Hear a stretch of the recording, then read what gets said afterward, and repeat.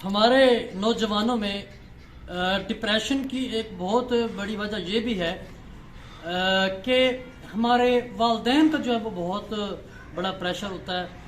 एक तो ये है कि जब वो तालीम अपनी हासिल कर रहे होते हैं तो जिस चीज़ में उनका इंटरेस्ट नहीं हो रहा होता, इंटरेस्ट नहीं ले रहा होता बच्चा, वो काम करना ही नहीं चाहता, तो वालिदैन क्या करते हैं कि वो ज़बरदस्ती कहते हैं कि बेटा आपने डॉक्टर ही बनना है, बेटा आपने इंजीनियर ही बनना है और आपने ये डिग्री हासिल करनी है। तो वो अपनी जो जितना भी ड्यूरेशन है वो सारा डिप्रेशन में गुजार देता है। और फिर दूसरा मसला ये भी है, मैं तो कई दफ़ा कहता होता हूँ, अभी भी मैं थोड़ी देर पहले जो है वो एक दोस्त से होके आया, तो उन्हें जो है वो एमफिल कर रहे थे, तो वो उन्होंने स्किप कर दिया। कहते हैं मुझे ये ही नहीं पता कि मैंने अब इसके बाद करना क्या था, यानी कि मेरे ऊपर फोर्स थी कि मैं पढूं और जॉब हासिल करूं, तो मुझे ये ही नहीं कन्फर्म कि पता नहीं मुझे जॉब मिलेगी नहीं मिलेगी, कब मिलेगी, किस चीज़ में मिलेगी, तो मैं क्यों इसको पढूं।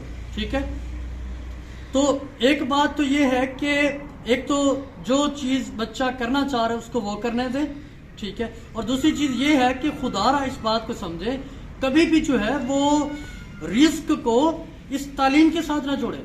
यानी तालीम होगी, नौकरी होगी तो ठीक है, अदरवाइज फिर वो भूखा मर जाएगा, ऐसा कभी नहीं होता। तालीम पे मैंने कई सारी वीडियोस बनाई हैं, कई सारे लेक्चर दिए हैं। ये तालीम का मकसद और होता है, ठीक है, और रिस्क जो है वो अल्लाह ताला ने हर किसी को जो उसके नसीब में लिखा है वो किसी न किसी जरिए से उसको ज़रूर देना है। तो खुदारा अब बच्चे पढ़ के फिर जब कोई अपना काम करने लगते हैं, कहते हैं कि तुम क्या कर रहे हो, तुमने अगर ये जॉब करनी थी, अगर अपना ये काम करना था, तो तुमने जो है वो इतना पढ़े क्यों हो। ठीक है, तो तालीम हासिल करना तो हर इंसान का बुनियादी हक है।